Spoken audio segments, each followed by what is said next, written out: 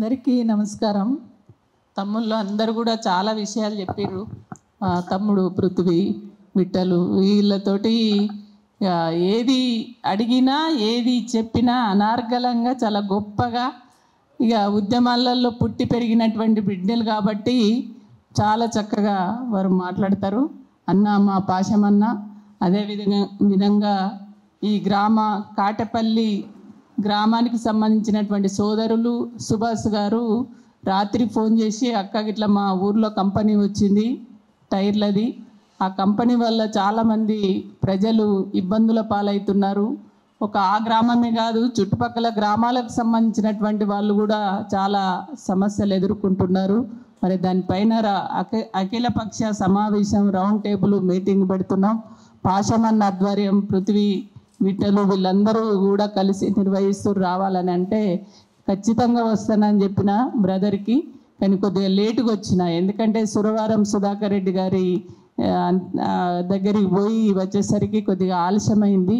అన్న నిజంగా పాశమన్న గురించి ఎంత చెప్పినా తక్కువనే, కానీ అన్న ఒక రిపోర్టర్గా తెలంగాణ ఉద్యమకారుడిగా ఇవాళ తన జీవితాన్ని అంకితం చేసి చూడు, ఆరోగ్యము బాగాలేదు, ఒకవైపు బక్కగైపోయిండు, తిప్పుతుంది, దగ్గొస్తుంది, అయినా ఇక్కడ ఉండి ఏదైనా దాన్ని అధిగమించి మళ్ళీ ప్రజల వైపే ఆలోచించాలనేటువంటి ఆలోచనతోటి ఒక నికాసైనటువంటి ఉద్యమకారుడు తెలంగాణ వాది అన్న పాశమన్న గారికి, అదేవిధంగా ఇప్పటి వరకు సోదరులు శ్రీనివాసు అదేవిధంగా రఘు గారు ఈ గ్రామానికి సంబంధించినటువంటి కాటపల్లి గ్రామానికి సంబంధించినటువంటి అన్న తమ్ములు కూడా చాలా విషయాలు చెప్పడం జరిగింది. ఇవాళ ఈ కంపెనీలు అనేది ఒక పుట్టగొడుగులాగానే వస్తున్నాయి చాలా గ్రామాలలో. ఇదొక మీ ఊరు సమస్యనే కాదు, ఇది తెలంగాణ సమస్య. తెలంగాణలో చాలా గ్రామాలలో చాలా ప్రాంతాలలో ఇవాళ ఈ కంపెనీలు రావడం వల్ల ఇవాళ అక్రమ పర్మిషన్లు, అంటే ఏదైతే ఒక రూల్ ఉంటుందో ఎక్కడైతే ఊరుకు చివరగా ప్రజలు నివసించని ప్రాంతాలలో పెట్టి నడుపుకోవాల్సినటువంటి వాటిని ఏదైతే రూల్ ఉంటుందో ఆ రూలుకు భిన్నంగా పొల్యూషన్ కంట్రోల్ బోర్డు వాళ్ళు కూడా వాళ్ళ ఇష్టానుసారంగా ఈ పర్మిషన్లు ఇచ్చి ఇవాళ చాలా సమస్యలకి కారణమవుతున్నారు. కాబట్టి ఇప్పటి వరకు ఇట్లాంటి సమస్యలు వచ్చినాయి అంటే గతంలో మనము సంఘటితంగా కొట్లాడే వాళ్ళం, పోరాడే వాళ్ళం కదా. కానీ వాళ్ళ ఈ ప్రశ్నించడం కానీ సంఘాలు పెట్టుకోవడం కానీ కొట్లాడడం అనేది ఈ సమస్య పరిష్కారం కావాలంటే ఇవాళ తులమనో లేకుంటే విట్టలో లేకుంటే పృథ్వో ఇంకెవరో కాదు, మీ ఊర్లో ఉన్న సమస్యను మీరే పరిష్కారం చేసుకునే విధంగా మనం తయారు కావాలి.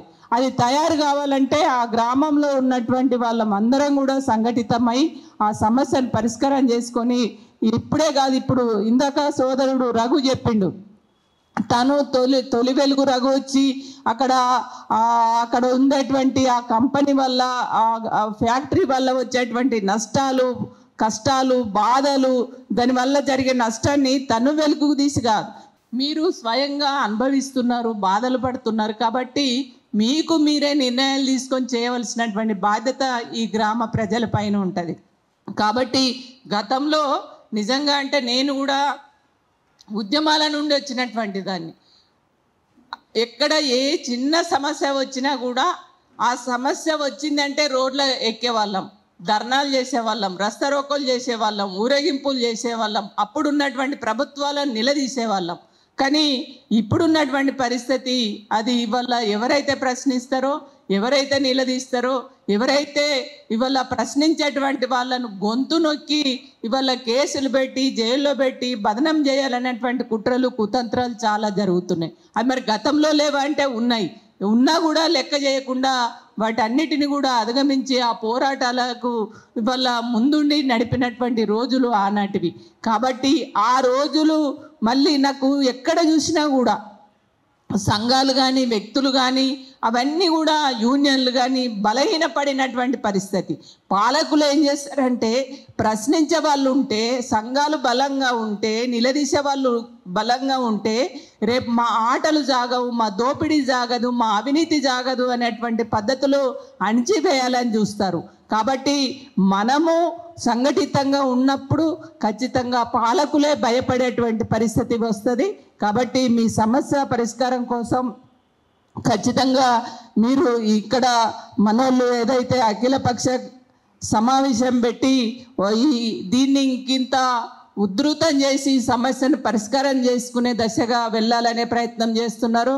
మీరు చేస్తున్నటువంటి ప్రయత్నానికి ఖచ్చితంగా నా వ్యక్తిగతంగా అదేవిధంగా బీఆర్ఎస్ పార్టీ నుంచి కూడా మద్దతుగా ఉంటామని చెప్పేసి ఈ సందర్భంగా తెలియజేస్తున్నాను.